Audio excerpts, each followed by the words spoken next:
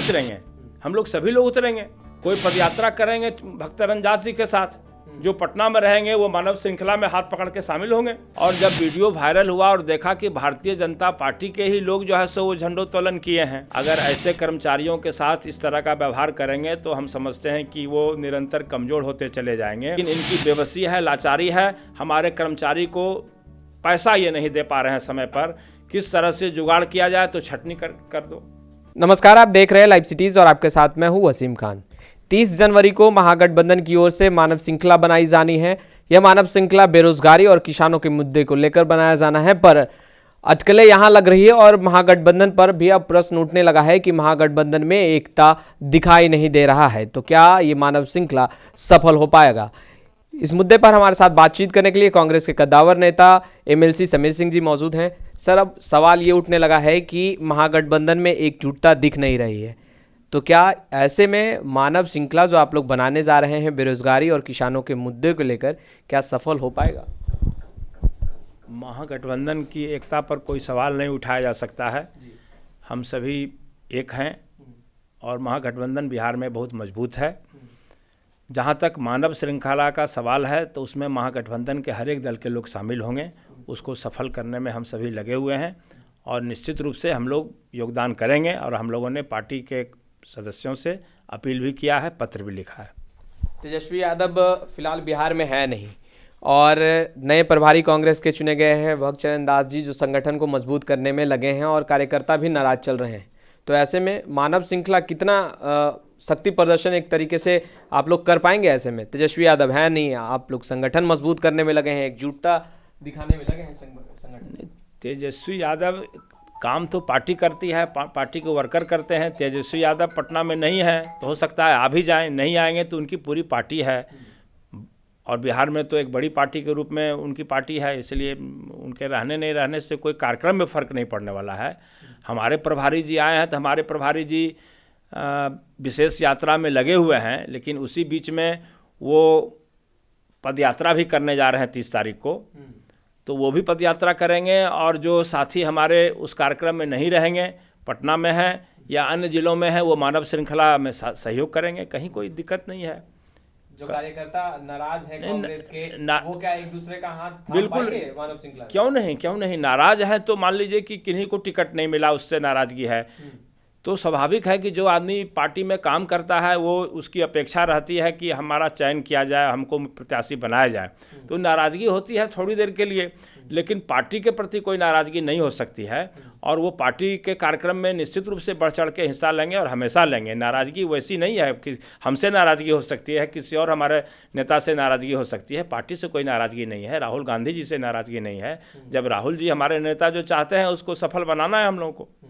अच्छा सर, 26 जनवरी गणतंत्र दिवस के पर्व में जो कुछ दिल्ली में घटित हुआ, लाल किले पर चढ़ाई की गई, संगठन का झंडा फहराया गया, कितना सही मानती है कांग्रेस? आप कितना सही मान रहे हैं? नहीं, कांग्रेस पार्टी के या तो पूरा देश समझ गई, उसकी जो सच्चाई थी वो देश के सामने स्वतः आ गई।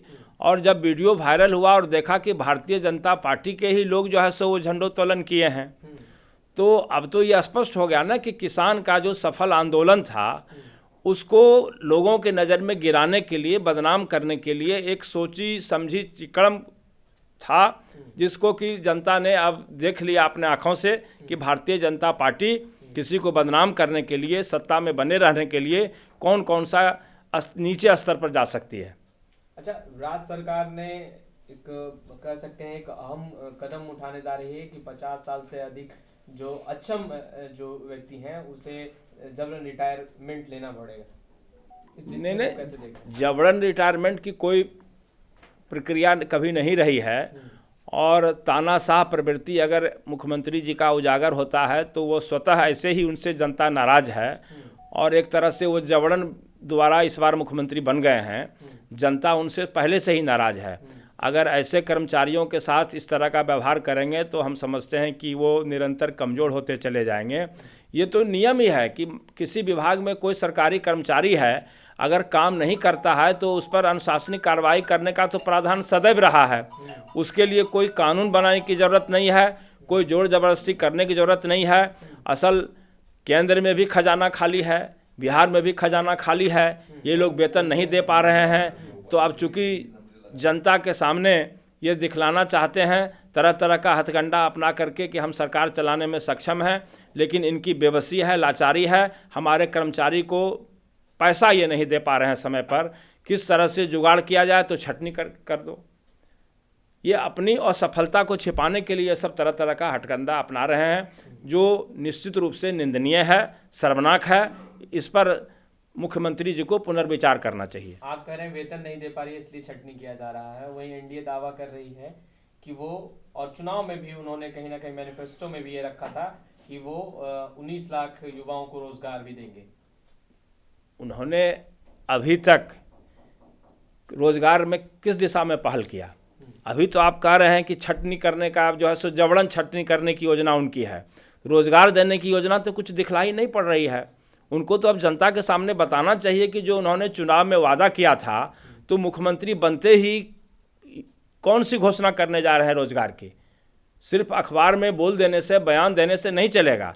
जब सरजमीन पर जब इंटरव्यू होने लगेगा, अप्लाई होने लगेगा, बेरोजगार रोजगार मिल जाएगा, तब माना जाएगा कि आपने जो घोषणा किया था वो सही है। घोषणा तो 6 वर्ष पहले प्रधानमंत्री जी भी, नरेंद्र मोदी जी ने भी किया था। कहाँ नौकरी मिली? बल्कि आज ये स्थिति हो गई कि प्राइवेट सेक्टर में भी कोरोना काल में सब लड़के सब जो आ गए सड़क पर, भुखमरी के शिकार हो गए। जिनको 1.5 लाख वेतन मिलता था, वो हमारे पास और सक्षम लोगों के पास आके कहते हैं कि 10,000 की भी नौकरी दे दो, हम करने के लिए तैयार हैं।